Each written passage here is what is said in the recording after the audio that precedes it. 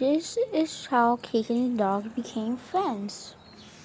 Cake is now nice to the dog, and the dog's now nice to the cake. But Cake's still afraid of the dog.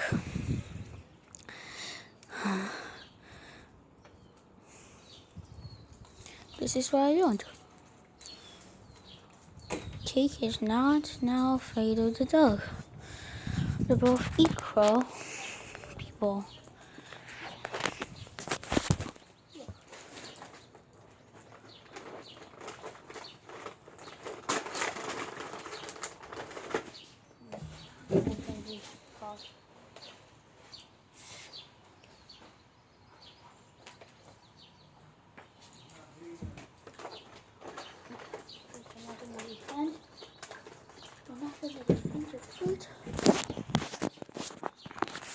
See, they're both together. Just needed to wait until they will. So, hey, how do you like your new friend? Another dog, how do you like your new friend?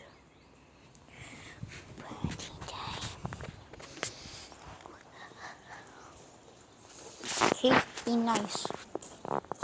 Be nice to the dog.